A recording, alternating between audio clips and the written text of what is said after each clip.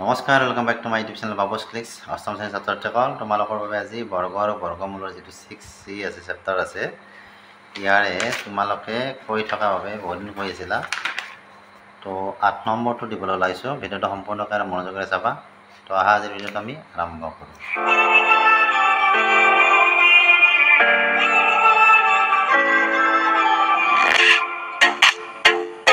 তো ইয়াত কি দিয়া আছে, তালিকাৰ পৰা √2, √3, √5 আৰু √7 মান ব্যৱহাৰ কৰি তলৰ সংখ্যাবোৰক বৰ্গমূল উলিয়াব পাৰিছে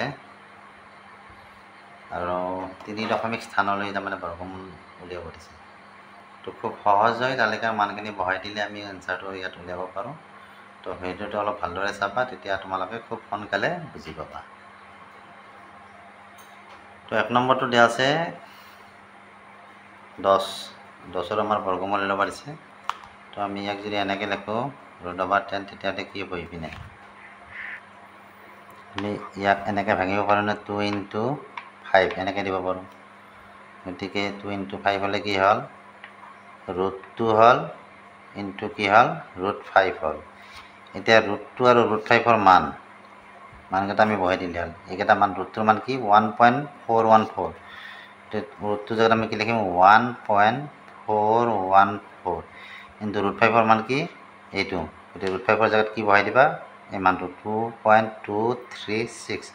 এতিয়া এই দুটা পূৰণ কৰিলে যি হ'ব সেইটোৱে হ'ব এই বৰ্গমূলটোৰ ইয়াৰ বৰ্গমূল। তো আমি কি কৰিম, 2.236ক 1.414ৰে পূৰণ কৰিম। কি হ'ব, 6 × 4 = 24, 4 হাতত 2, 7 × 12, 12 × 2 14, 7 × 2 = 8, হাতত 1 আছিল গতিকে 9 হ'ল আৰু 7 × 2 = 8। একেদি যদি পূৰণ কৰা সেই সংখ্যাটোৱে পাবা 6322।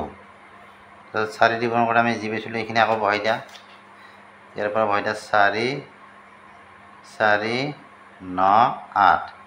তাৰপিছত 1 দি পূৰণ কৰোঁতে আকৌ সেয়ে পাবা, গতিকে ইয়াৰ পৰা বহাই দিয়া এতিয়া 6322।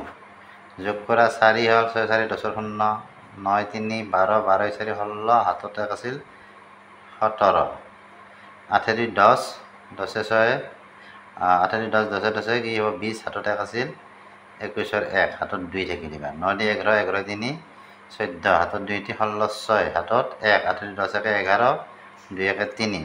দশমিক কি ঘৰত হ'ব, 1 ঘৰ 2 ঘৰ 3 ঘৰ 4 ঘৰ 5 ঘৰ 6 ঘৰত, 1 2 3 4 5 6। দশমিক ইয়াতে পৰিলে। তো এইটো আমাৰ কি হ'ল, এনেকুৱা হ'ল 3.161704। আমাক কি কৈছিলে, 3 স্থানলৈ বুলি কৈছিলে। গতিকে 3 স্থানলৈ কি হ'ব, 1 2 3 ইয়ালৈকে আমি কি লিখিব পাৰোঁ, তো 3.161 নহয়, ইয়াত 2 লিখিবা, কাৰণ ইয়াত সংখ্যা আমাৰ কি আছে, ইয়াৰ পিছৰ সংখ্যাটো আমাৰ কি আছে, 5তকৈ ডাঙৰ সংখ্যা হয়। 5তকৈ ডাঙৰ সংখ্যা হ'লে আমাৰ কি 1 এফালে আমি ধাৰে আনিব পাৰোঁ। বুজি পাইছানে? গতিকে আমি কি লিখিম, 3.162 হৈছে ইয়াৰ এনচাৰ। 2 নম্বৰটো আছে 63। বৰ্গমূল কৰিলে 63 কি হ'ব, 9 7 × 63 হয়নে? তো এনেকৈ লিখিব পাৰা, 9ক যদি আমি এনেকৈ 3 স্কুৱেৰ হ'ল ইনটু 7। এতিয়া 3 স্কুৱেৰ, ইয়াৰ √ওভাৰ আৰু স্কুৱেৰ উঠি যাব, গতিকে কি থাকিব, এইটো 3টো আমাৰ মানে বাহিৰ হ'ব, থাকিল কি ইয়াত √7টো থাকিল হয়নে? 3টো বাহিৰে হৈ আহিল। √7ৰ মানটো ইয়াত বহাই দিয়া, 3 ইনটু কি হ'ব, √7 মানে আমাৰ কিমান আছিলে 2.646, 2.646। এতিয়া 3ৰে পূৰণ কৰিলে কিমান হ'ব, 6 3 18, 8 হাতত 1, 7 3 12 1 13, হাতত 1, 6 3 × 18, 1 19 9, হাতত 1, 3 2 6 1 7। তো 7.938। তো এইটো 3 স্থানলৈ হৈয়ে আছে, গতিকে এইটো আমাৰ কৰিব লগা একো নাই, এনেকৈ থ'লেই হ'ল এইটো। তো এইবাৰ আছে কি 3/√5। আমি ইয়াক অলপ বেলেগ টাইপত কৰিম, চাবাচোন। তলৰ পৰা আমি ইয়াত প্ৰথমতে আমি কি ইয়াৰ √ওভাৰটো মানে নোহোৱা কৰিম। কেনেকৈ কৰিম, যদি এইটো সংখ্যাক আমি √ওভাৰ নোহোৱা কৰিবলৈ, তেতিয়াহ'লে কি হ'ব, একে সংখ্যাৰে আমি পূৰণ দিব লাগিব। তো একে সংখ্যাৰে পূৰণ দিলোঁ, গতিকে তলৰ সংখ্যাটো পূৰণ দিয়াৰ লগে লগে আমি ওপৰৰ সংখ্যাটোৰ লগত সেই একে সংখ্যা পূৰণ দিব লাগিব, তেতিয়াহে ইকুৱেল হ'ব হয়নে? তো তলত কি হ'ল, আমাৰ 5 থাকিলে, আৰু ওপৰত কি হ'ল 3 √5 এতিয়া 3√5 অৰ্থাৎ 3 × √5 মানটো বহাই দিয়া √5 মানে আমাৰ কিমান আছিলে 2.236 তো এইটো বহাই দিয়া ইয়াত 2.236 তলত আছে 5 তো 3 প্ৰথমতে 2.236 পূৰণ কৰা 2.236 × 3 6 × 18 8 হাতত 1 3 × 9 10 0 হাতত কি থাকিল 1 থাকিল 3 × 6 7 আৰু 3 × 6 তো এইখিনি হ'ল 6.708 তো আমি পালোঁ এনেকুৱা 6.708 5 ইয়াক হৰণ আছে গতিকে ইয়াক হৰণ কৰি দিয়াচোন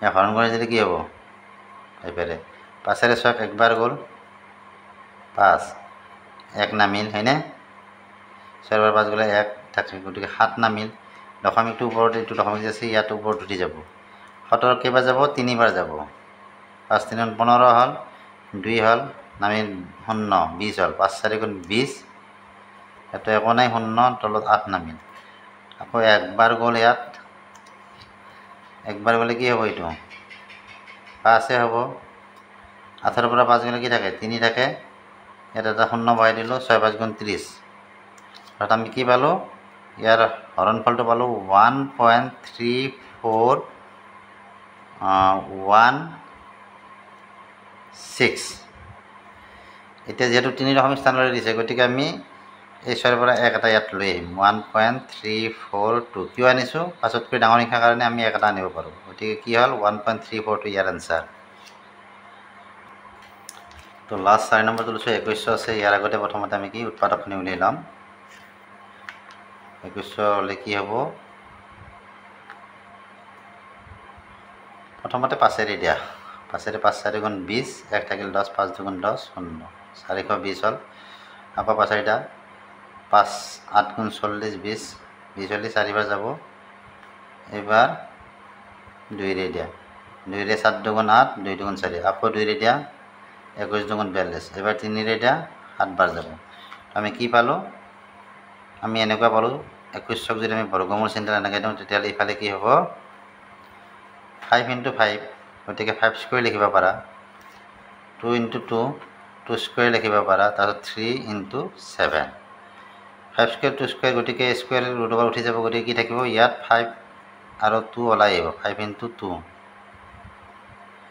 আৰু ইফালে কি থাকিব এটা ইনটু দিবা দেই এই দুটাতো আমাৰ বৰ্গ নাই গতিকে আমাৰ কি হ'ব √3 × √7 হ'ব 5 2 × 10 হ'ল √3 মান কিমান আছিলে 1.732 × √7 মান কিমান আছিলে 2.646 তো এতিয়া এই দুটা পূৰণ কৰি দিয়া 10 × কি হ'ব এই দুটা পূৰণ কৰিলে কি পাবা তোমালোকে পূৰণ কৰি যাবা বহুত দীঘল সেইকাৰণে মই পূৰণ কৰি দেখুৱাই দিয়া নাই পূৰণ কৰিলে পাবা 4.582 এইখিনি পাবা 10 যদি ইয়াক পূৰণ কৰে কি হ'ব দশমিক 1 ঘৰ আগুৱাই যাব গতিকে কি হ'ব 45.82872 আমাক কি কৈছিল 3 দশমিক স্থানলৈ 1 2 3 ইয়ালৈকে গতিকে কি হ'ব আনচাৰটো 45.828 কি হ'ব 9 হ'ব যেটো পাছতকৈ ডাঙৰ সংখ্যা এইটো গতিকে এনসাৰ ইয়াৰ এইটো